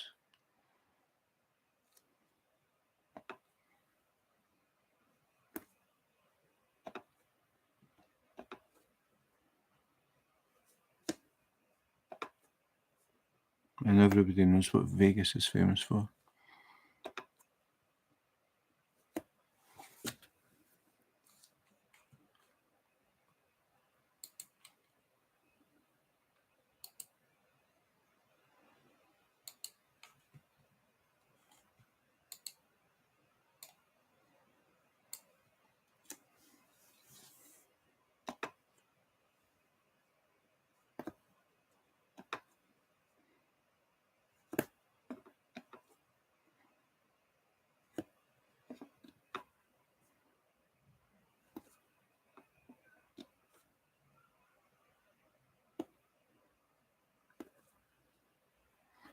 No, I don't gamble. I actually went to Canada for a month, and I got talked into going to Vegas for a few days.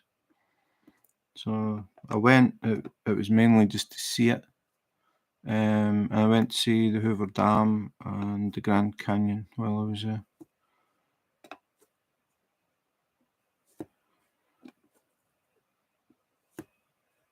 I went in August, which is not the best time to go to Vegas, especially if you're from Scotland and you don't like the heat. I never actually thought about that until I was there.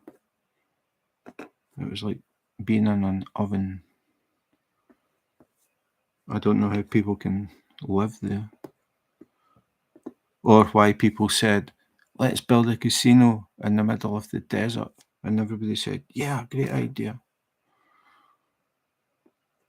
Madness.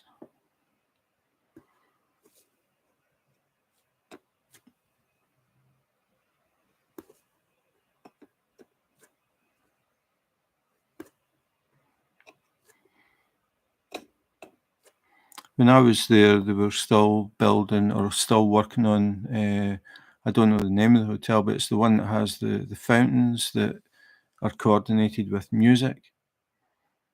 When I was there, they were just starting to test them to like they've got lights and music and they've got these water jets that all synchronize. They were just starting to test that when I was there. Grand Canyon is the most amazing thing I have seen in my life. I mean, it was worth going to see that. It's just you can't describe it. It's something you really need to see.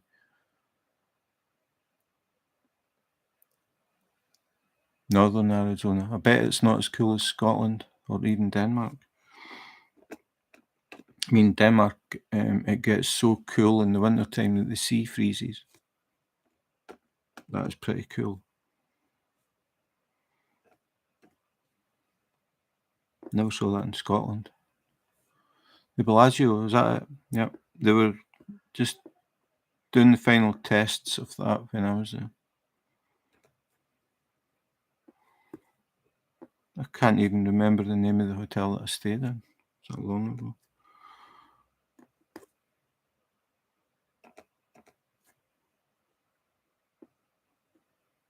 The Luxor was a disappointment. The one that looks like a pyramid. Looks really cool on the outside, and then you've got that beam of light that goes into space. It's really cool. But when you go inside, it's all concrete. I wasn't impressed.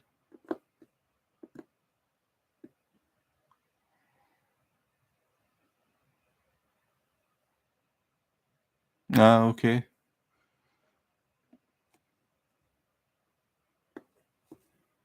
I mean, that's the thing. I mean, it just depends where you were born and raised to what you would consider being hot or cold or wet or whatever. It's all relative.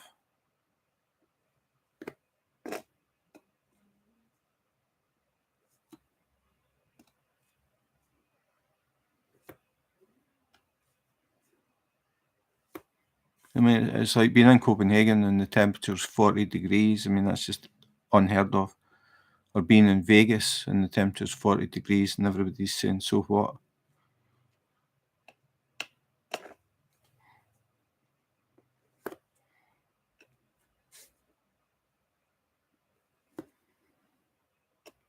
I mean, that's a line that I can use. In the Danish summers when people are complaining about the heat, I can always say to them, you think this is hot? When I was in Vegas, and then they stop talking to me.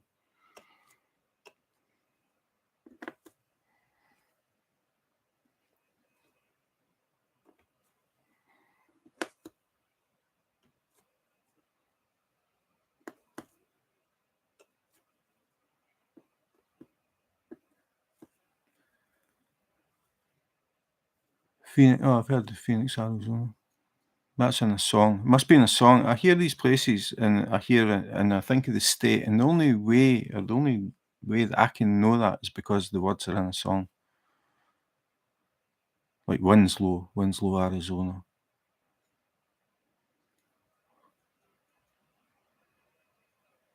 Yeah, I don't know. Yeah, it's just I don't know why people live in places so hot. Well, I can only think of Vegas. I mean, it is a desert basically. And I was reading recently that the water levels are all dropping as well. That's gonna be an absolute nightmare.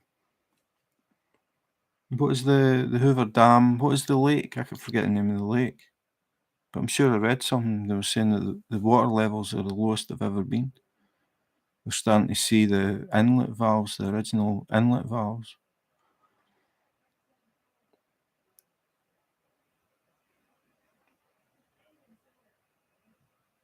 When we retired, we came up to Kingman. Yeah, I don't know. I think I would I would have moved long before I retired, I think. It's easy to say that though.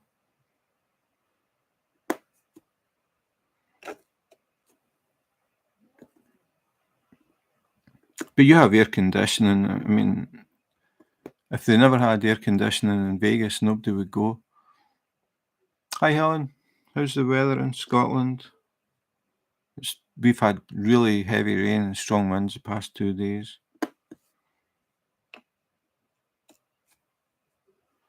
I usually ask Helen how the weather is in Scotland because that's where I'm from. Jobs, yeah.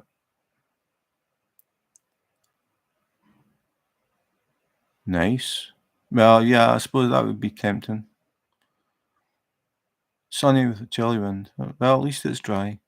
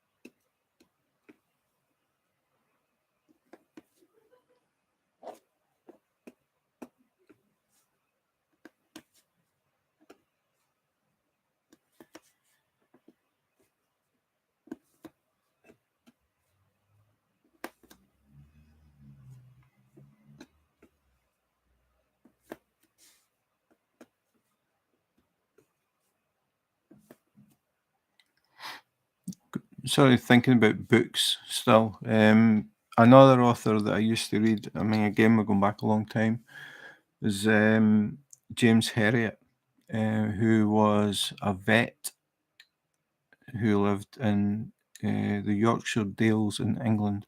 And he wrote books about stories of being a vet. And when I was young, I wanted to be a vet, always wanted to be a vet. And then when it came to exams and things, I found out that I could not get my head around chemistry. So um, I sat an exam, it didn't go well, and I asked my dad how much money he made as a welder. He told me, and I left school and I got a job where he worked and served my time as a welder. And then skipping forward about 20 years, I did a presentation at Edinburgh Vet School on exotic animal husbandry in front of 75 veterinary students on a stage in an amphitheatre.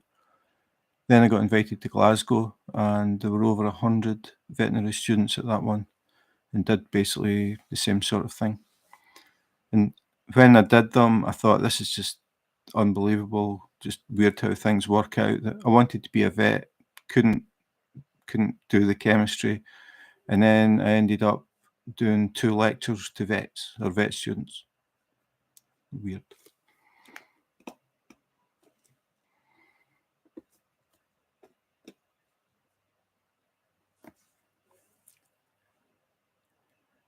Odd Thomas books? Nope.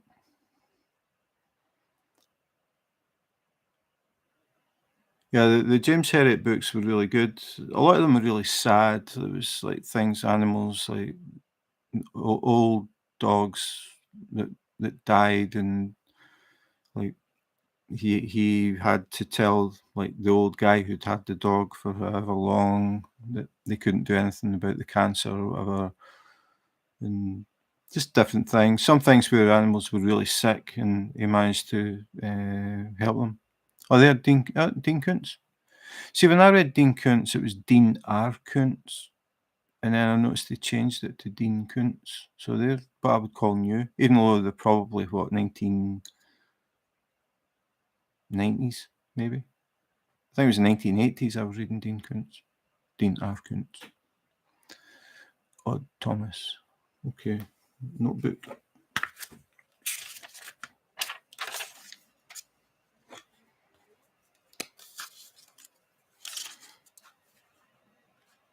I haven't read any like Stephen King or anything like that for a long, long time. Dean Koontz. Odd Thomas books.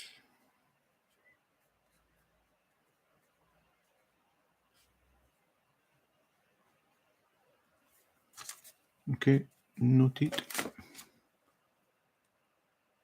The Bad Place, never heard of it. I can't even remember, I mean, I'm going back so far, I can't remember which Dean R. Koontz books I read, but I did read a few. But it was mainly James Herbert and Stephen King.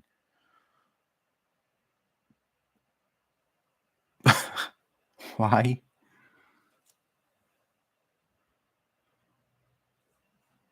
Why would you read it twice and then vow never to read again?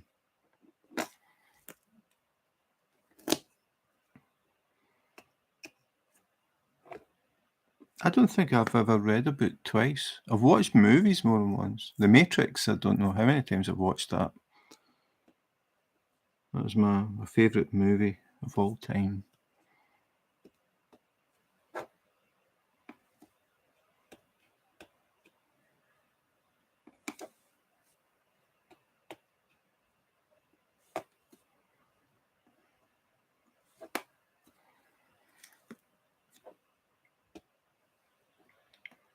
Does anybody else here read, like, books?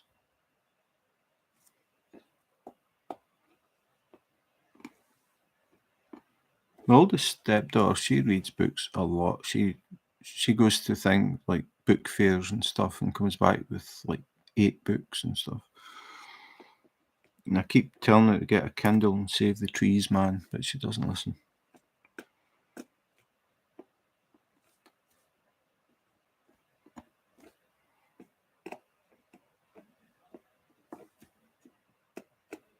I do have some books about Danish history and stuff that I need to make time to sit and read them. I'm quite interested in Danish history. There's quite a lot to learn about Denmark, some pretty cool stuff. Yeah, I was wondering where you went.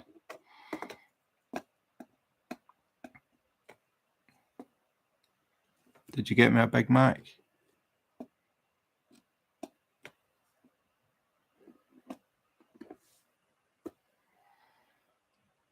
1,000 books. Oh, you're retelling. Yeah, like I said, I only read probably between 15 to 30 minutes a night, which isn't a lot. And because it's it's on the Kindle, I can never remember the names of the books because they all look the same. You don't have a front cover to look at or anything. And you forget the author as soon as you start reading it. And like I said, I just go for the freebies. I just look for free Kindle books and just go for the ones that appeal. I've never bought a book for the Kindle. But I suppose the downside of that is you're not reading any well-known authors like Stephen King. His Kindle books are as expensive as buying a paper book, which I don't really understand. It's only a download. it doesn't cost as much to put together as a book. You don't need to manufacture the book and glue the book and have a graphic illustration and all that stuff. There's a lot of costs that are cut, but the price isn't.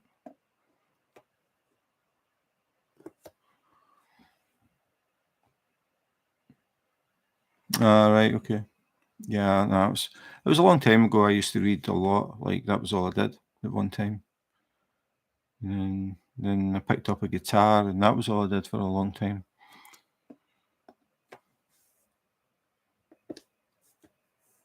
And then I got interested in snakes, and that's how I ended up eventually going and doing talks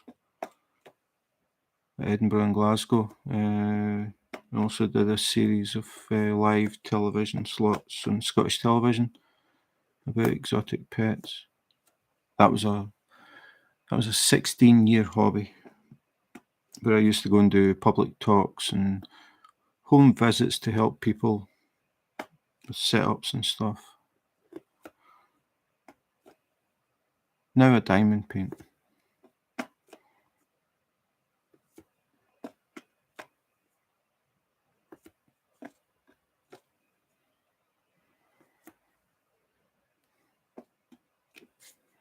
I used to keep a lot of snakes. I used to breed snakes as well. Again, it was a curiosity thing, like trying to breed different species of snake.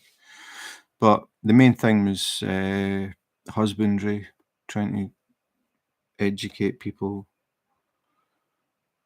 If you're going to buy a snake, you're going to have to do this, and you should be thinking about this, and who's going to look after it when you're on vacation, and all these things. You buy a snake for X amount, the setup is going to cost you more than that normally.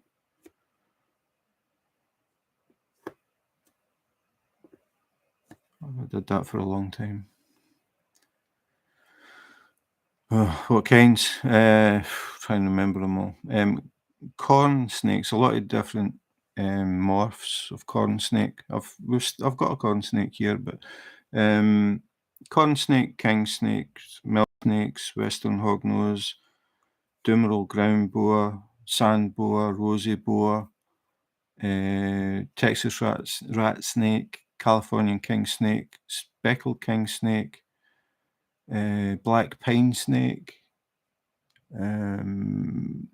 ball pythons, a lot of ball pythons. With a cat, yeah, but the thing is, with a snake, you don't get hairs on your diamond painting. That's a big plus. And the snakes don't scratch the furniture.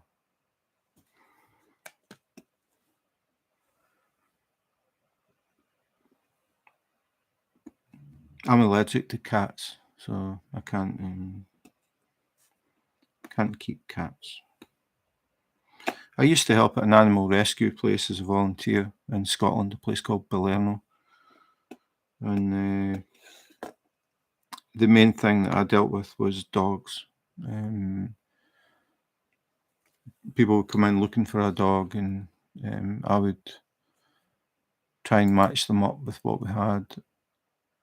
But we also had, the animals that come in, we had cats and dogs and hamsters and rabbits and horses and sheep and rabbits, chickens, goldfish, ferrets, hamsters, rats, mice, and then we got snakes in at one time. One of my friends, his cat used to go out and come in regularly with the head of a mouse, and he would walk into the middle of the room and stand with it until he knew that everybody had seen him, and then he would crunch it and eat it. That was his party piece.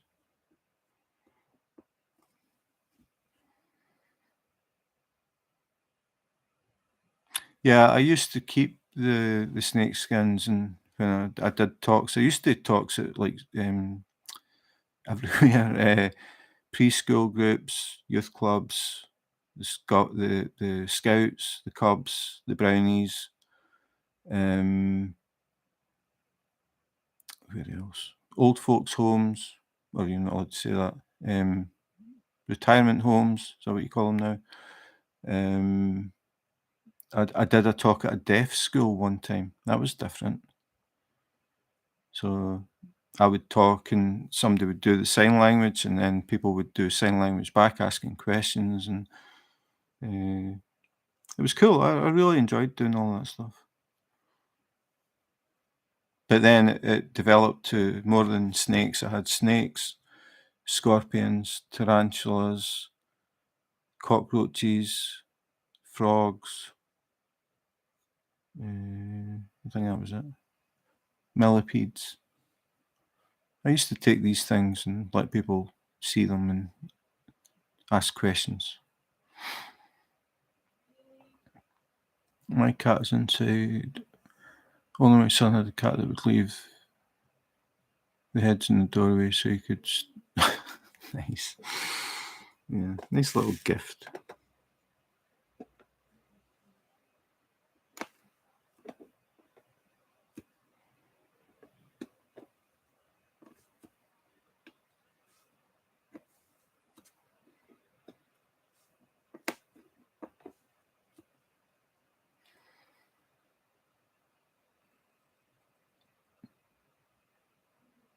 No, I'm not nearly finished. I'm just over halfway, Helen.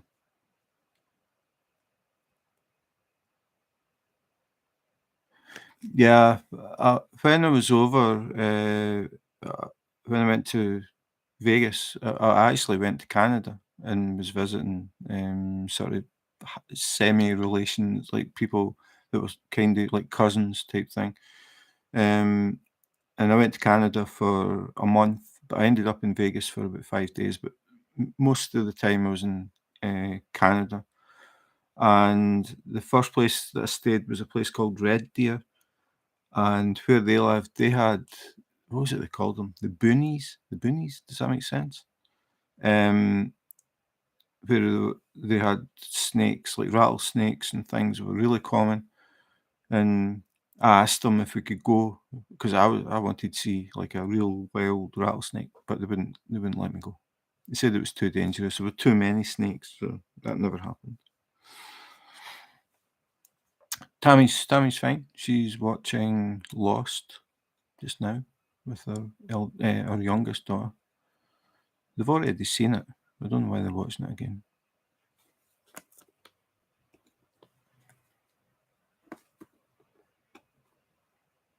They did the same with Game of Thrones. They watched the whole thing twice.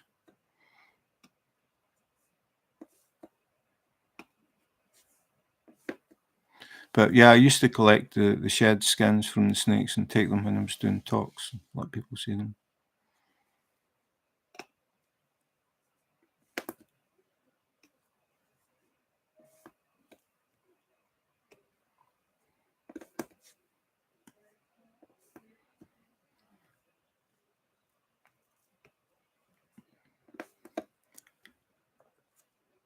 Okay, I've just realised it's after 5. I'm getting hungry. How long have I been on? 2 hours? Yeah, I think 2 hours of meat is more than enough. So I'm going to head off. For the people that are dropped in here for the first time, sometimes I do like double diamond painting. I have one camera over my wife's diamond painting, one over mine, and we sit and chat and talk to people who come in. So that's who Tammy is that people keep asking about. Burgers on the grill. That sounds nice. I'm not allowed burgers now. It's got the wrong kind of fat. I have to try and avoid burgers, hot dogs, pizza, shrimp, caviar, chips, all the good stuff.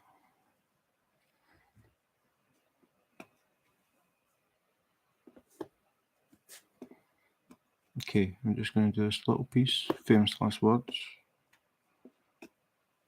Just finish this colour and then I am going. So thanks to everybody that dropped in, especially the people that comment. It makes it a lot more interesting for me. And I like the fact that I never know what we're going to be talking about. Today is the first time we've spoke about books.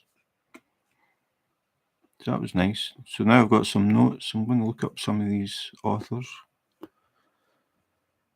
and see if anything catches my attention. Out of all the books or all the authors that you mentioned, which book, if I was only going to look at one or read one, which book would you recommend? It depends on the meat. It's to be less than, forget now, less than 12% fat. If it's more than 12% fat, I have to avoid it. And they made burgers yesterday at work and they were 18% fat, so I couldn't eat them. Oh yeah, this is Memorial Day. Yeah. Enjoy your Memorial Day.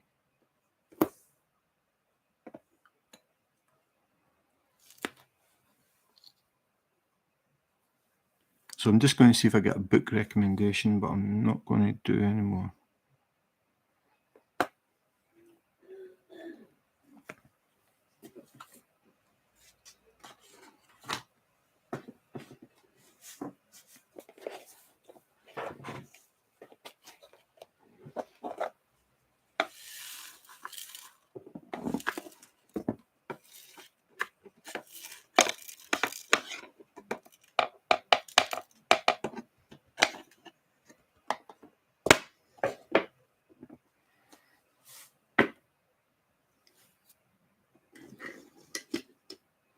Turkey burgers. Yeah, I'm not that keen on like chicken burgers. It's just not the same.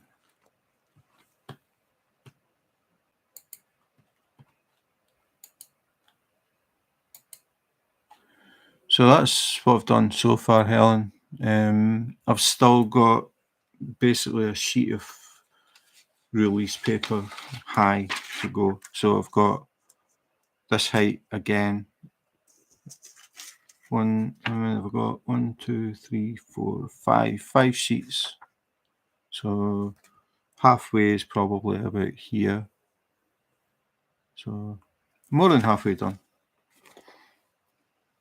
Okay, I don't think I'm going to get a book recommendation, so I'll just look at the authors and see what I find.